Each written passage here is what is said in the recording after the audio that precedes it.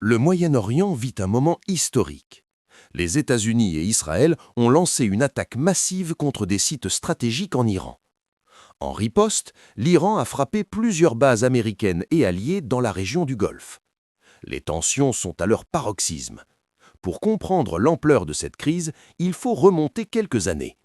Depuis l'accord nucléaire abandonné, les relations entre Washington et Téhéran sont devenues extrêmement fragiles. Chaque action militaire, chaque déclaration politique est désormais scrutée par le monde entier. Les frappes de cette semaine ne sont pas des événements isolés. Elles s'inscrivent dans une dynamique de longue date où alliances et rivalités régionales s'entrelacent. L'Iran a choisi de riposter rapidement pour montrer sa capacité de défense et dissuader toute escalade supplémentaire. Mais cette riposte comporte des risques considérables. Des missiles ont visé des bases américaines au Bahreïn, au Koweït, au Qatar et aux Émirats. Des populations civiles ont été mises en alerte.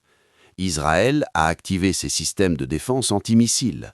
Cette situation pose une question cruciale. Sommes-nous à la limite d'un conflit régional élargi ou face à un simple jeu de dissuasion stratégique entre grandes puissances?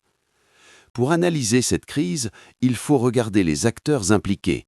Les États-Unis, déterminés à contenir l'influence iranienne et à protéger leurs alliés, Israël, qui considère la sécurité régionale comme prioritaire absolue, l'Iran, qui défend ses positions et son programme nucléaire, les autres pays du Golfe, souvent pris entre ces grandes puissances. La dimension économique est également critique. Le Golfe reste un centre névralgique du pétrole et du gaz naturel. Tout incident militaire peut provoquer une flambée des prix de l'énergie et une instabilité mondiale. Au-delà de l'économie, c'est la géopolitique qui est en jeu. Chaque missile, chaque déploiement naval ou aérien peut être interprété comme un message politique. Les alliés européens observent, tandis que la Russie et la Chine évaluent leur position stratégique. Il faut aussi comprendre la psychologie des dirigeants. La rapidité de la riposte iranienne montre une volonté de ne pas céder.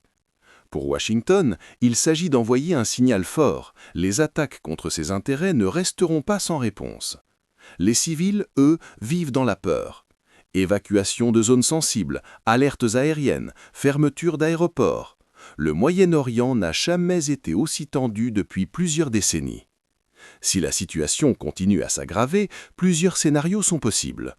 Une escalade régionale majeure impliquant plusieurs pays alliés des États-Unis et de l'Iran, un conflit limité mais avec frappes répétées et risques continus pour la navigation maritime et le commerce mondial, une désescalade diplomatique si les médiateurs parviennent à négocier un cessez-le-feu ou un accord de sécurité temporaire.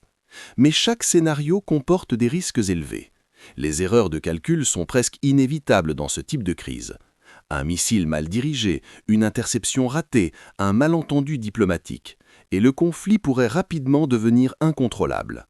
Il faut aussi garder à l'esprit l'impact sur le reste du Moyen-Orient.